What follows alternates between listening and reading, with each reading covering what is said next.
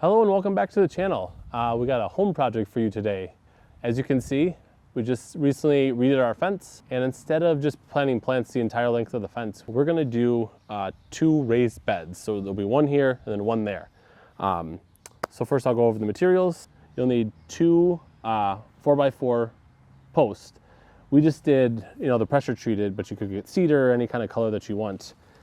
You'll need 10 of these 1x6 boards. Again, obviously the same color as what you're doing. Just a box of deck screws. We're using number 9 3-inch deck screws.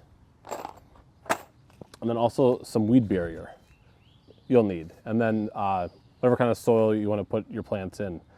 So the dimensions for the box are, it's 2 feet wide by 8 foot, and then it'll be 12 inches tall. So it'll be 2 of these 1x6 boards. So that's the materials that you need. First thing to do is to cut up your boards. First, I marked out 18 inches for each of my 8 posts. Now I had to mark this on the front side and then flipped it over 180 degrees to mark it on the back side. And that's because the circular saw I was using couldn't cut through the 4x4. And the next step was to cut my posts. Remember, always use eye protection.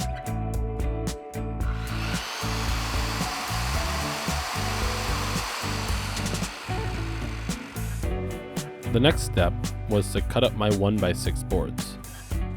8 of the boards remained at 8 feet, and the other 2 boards were cut into 2-foot sections, making 8 pieces total. Now that we have all of our boards cut, the next thing is to assemble the short side of your planter box. So what I'm gonna do is actually drill a pilot hole first. So since we're using number 9 screws, you want a 3/16 pilot hole. Now, this is a good practice because you won't have any boards put on you. Might not have an issue with something like this, but it's still a good practice. So let's assemble our short sides. I'll be right back with you.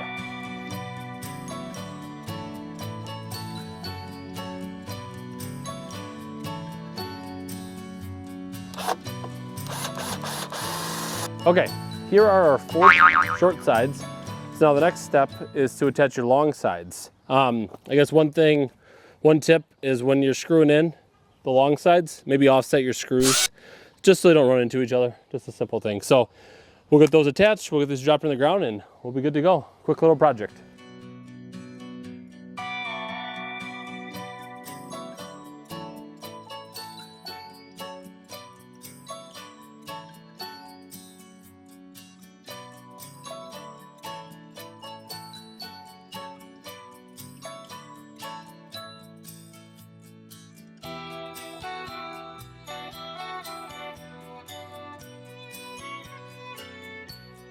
Finally got this in. It was actually a little more challenging than we thought. For one, we got a little too close to our concrete post, which is fine. Just offset the box a little farther. And we ended up digging, if you want to come in here, actually a trench.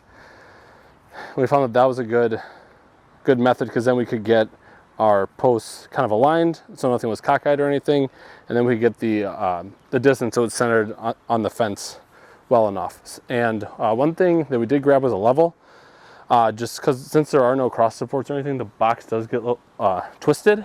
So it's a good way to make sure all your sides are level. Once you have your box in, you're going to take your erosion mat, but you want to just put it in your box like this and fill it with soil. I think we've been in the project for maybe about hour and a half. I think the hardest part was actually digging these trenches and making sure the box is level in the ground. So we're going to wrap things up. We're going to get to work and we'll show you the end result.